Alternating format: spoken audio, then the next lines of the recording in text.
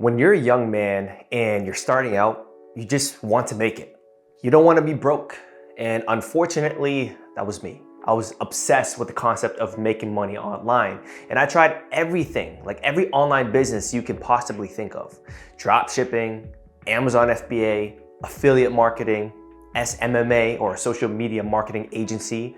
You know, the 4-hour work week was my Bible, but for a long time, nothing clicked. Nothing worked like how I wanted it to. You know, my goal was to make at least $10,000 in profit every month, and I never did that until I discovered online sales, high ticket sales to be specific. And it's basically where you get on phone calls to sell expensive programs for other companies and influencers in exchange for a cut. It took me a couple of months to, figure it out and to get good. But when I did, it took me straight to the moon. In the sense that I wasn't broke anymore. I was making 6 figures online, and during one of my biggest months, I made $31,000 in net commissions.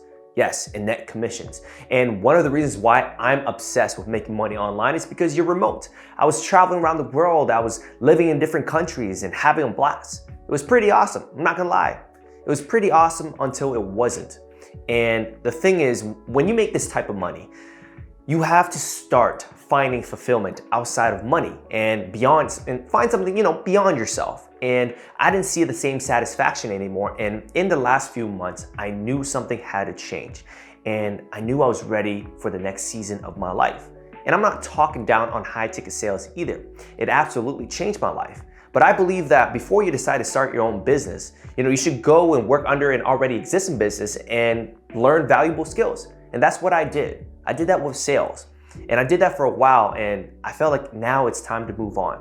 What excites me the most is coaching other people. It's something that I used to do before high ticket sales itself, but it's also one of the reasons why I was really good at it. I'm happy to say that I'm ready to take it to the next level. I also intend to take this YouTube channel to the moon as well, because it's something that I've been, neglecting for a little bit now. And I'm in a big transition in my life where I'm headed towards a really big destination, and I need to recalibrate and reset before doing any of those things. And so I did the classic YouTube challenge, the YouTube cliche, a dopamine detox. That's what I'll be sharing with you guys today in this video. But first, what is a dopamine detox? Well, it's where you get away from unhealthy stimuli and dopamine release. Dopamine isn't just related to pleasure. It's also the neurotransmitter related to motivation. So if your dopamine levels aren't healthy, it's hard to be motivated about anything.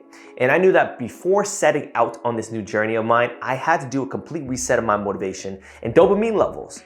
I decided to do this in the woods at my girlfriend's cottage for a week. There was 3 simple ideas that I took on with this challenge. The first one was to simply quit social media. Working online required me to be on social media a lot, and sometimes I would slip into consumption mode. This is where I would just scroll through different platforms looking for my next dopamine hit. I was looking for the next video on YouTube or Instagram that caught my attention. But instead of this, I decided to take on walks in the nature, to simply enjoy a cup of coffee in the morning without looking on my phone, wondering who's messaging me or what kind of notifications I have. This allowed me to connect deeper with my girlfriend, spend a lot of fun time with her, and to be present while cooking, with my friends. And it's always good to remember that your mind is just like your stomach. If you consume a lot of junk, you will feel like crap. Endlessly scrolling through TikTok or YouTube shorts, it's like eating a bag of chips or any fast food. It might feel good in the moment, but once those hours fly by and your screen time rises, you can't help but feel like you wasted your time. Now, I'm not saying you should never use social media. I'm just saying that you need to be in control. The second idea that I took on with this challenge was to meditate every day. I believe that you shouldn't just, quit social media once in a while, but you should also exercise and cleanse your mind. It's no different from you, going to the gym to work out your body and to sweat. Your mind should be treated the same way, and I do that through meditation. Now, there's many forms of meditation, but I use it mainly for one purpose, and it's to clear my mind of unnecessary thoughts and to be present. In today's era, most people are stuck worrying about, either the past or the future. And I like to ground myself through meditation to help myself focus on the here and now, because that's what matters. One of my favorite quotes goes like this: "All of humanity's problems stem from a man's inability to sit quietly in a room alone." It was written by a French philosopher whose name I can't pronounce, but I believe that when we become truly comfortable with our minds and learn to sit alone, we can begin to start leading our thoughts rather than let our thoughts lead us. People get distracted because they forget how to control their minds and they lose power. That's why I meditated every day in order to regain control of my mind and thoughts. The third simple idea I took on was to journal every day. Aside from meditating, I feel like journaling is another powerful way to reconnect with your thoughts and to understand yourself better, whether it's ideas or things that already happened. Journaling is like having a conversation with yourself, and you get to break down lessons that you've learned in order to succeed faster in your next endeavor. Journaling is also a great way to reflect on the ideas that you got. This is where you get to expand and go further into details and learn how to turn those ideas into reality. After completing those 3 big ideas in this video, I feel like I'm at more peace. I'm more relaxed, I'm more content, and I can say that it was exactly what I needed after grinding for so long. And I was producing so much in my life that I forgot how to charge my batteries. But I feel grateful. I'm happy about the direction I'm headed, and I hope this video gives you ideas on what to do for yourself. I'll end off this video with one of my favorite short stories, and it goes like this. Once upon a time, a very strong woodcutter asked for a job as a timber cutter, and he got it. The pay was really good, and so was the work conditions. So for those reasons, the woodcutter was determined to do his best. His boss gave him an axe and showed him the area where he was supposed to work. The first day, the woodcutter brought back 18 trees.